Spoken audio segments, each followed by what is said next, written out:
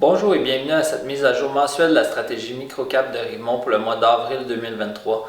Mon nom est Mathieu Martin, je suis gestionnaire de portefeuille chez Rivemont. Avant de commencer, je dois vous mentionner que cette présentation est à titre informatif seulement. Ce n'est pas des recommandations ou des conseils d'investissement et si je parle de certaines compagnies durant la présentation, Rivemont peut détenir des positions dans ces compagnies et peut transiger sur celles-ci à tout moment sans préavis. Alors, on va commencer comme à l'habitude avec un portrait de la stratégie microcap de Rivemont en date du 30 avril 2023. Dans la stratégie, il y avait 9 millions d'actifs sous gestion et le rendement annualisé depuis le lancement de la stratégie était de 1,3%. Malheureusement, c'est en baisse par rapport au mois dernier. Ça a été encore un mois difficile en avril. Et je ne peux pas identifier vraiment de grosses raisons claires, fondamentales dans le portefeuille pourquoi on a eu ce rendement-là pendant le mois. Donc, c'est plutôt au niveau des fluctuations du marché qu'on a vécu des baisses de nos titres. Ensuite, au niveau du nombre de positions en portefeuille, on a terminé le mois à 20 positions. C'est en baisse de 1 par rapport au mois dernier. En fait, on a vendu la plus petite position qu'on avait dans le portefeuille. C'est vraiment pas quelque chose de significatif. C'était en pourcentage une très petite position pour le portefeuille.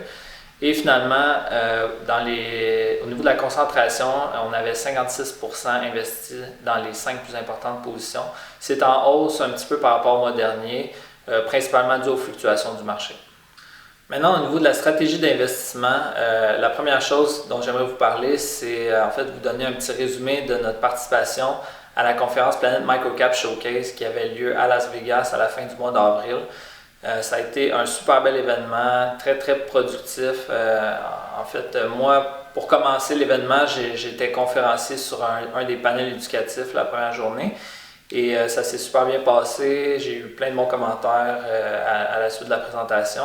Et on a également pu écouter plusieurs autres panels éducatifs qu'il y avait au courant de la journée. Donc, plein d'informations pertinentes pour nous aider à devenir de meilleurs investisseurs.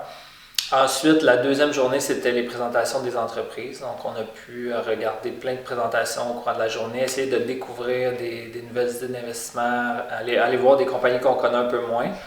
Et finalement, la troisième journée, c'était pour les rencontres 1 à 1. Donc, on pouvait rencontrer directement les équipes de direction des entreprises, poser nos questions.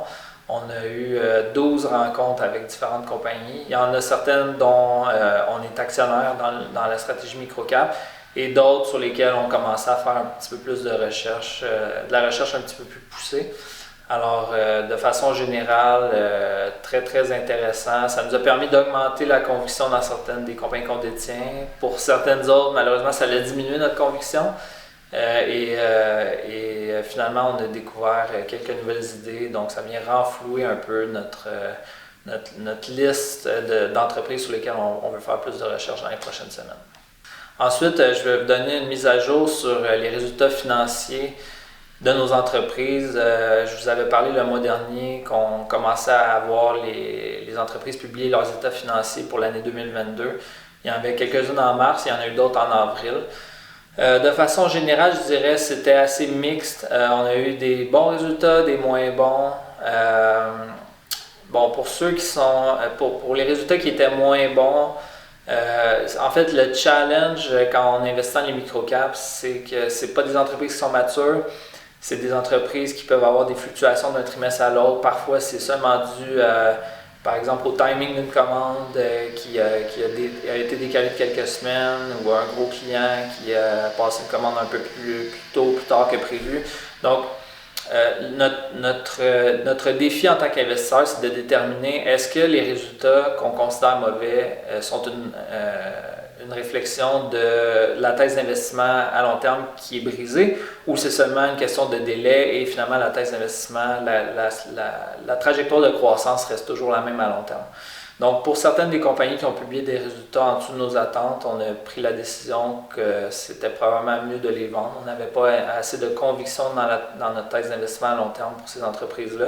Et il y en a certaines autres qu'on a décidé de conserver, juste d'être patient. On pense que certains facteurs externes sont venus affecter les résultats pendant un trimestre et ce n'est pas une réflexion d'un problème à plus long terme.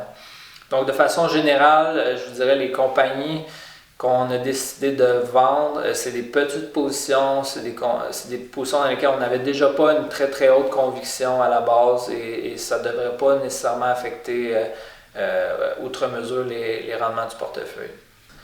Ensuite, au niveau des perspectives, là on a rencontré beaucoup d'équipes de direction dernièrement et le message qu'on reçoit, qui revient de plus en plus, c'est que beaucoup d'entreprises s'attendent à un ralentissement dans la première moitié de 2023.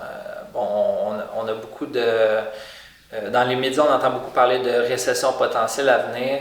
Et là, il y a de plus en plus d'entreprises qui commencent à être prudentes, qui vont peut-être gérer leur inventaire de façon plus serrée, qui vont retarder un peu de passer des commandes à leurs fournisseurs.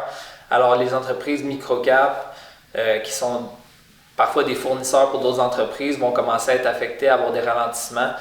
C'est ce qu'on a vu déjà de certaines entreprises au 4e trimestre et certaines anticipent que ça va se poursuivre encore pour 1 ou 2 trimestres avec potentiellement un rebond de l'activité dans la deuxième moitié d'année. Alors, ça va être intéressant de voir comment tout ça évolue. Au niveau de est-ce que c'est un risque pour notre portefeuille d'avoir un ralentissement comme ça en 2023?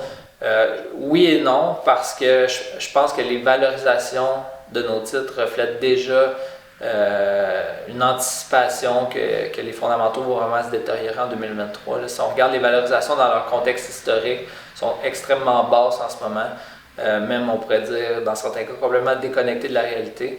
Alors le marché anticipe que 2023 va être une année très difficile. Donc si c'est difficile, ben, les titres étaient c'était déjà incorporé dans le prix.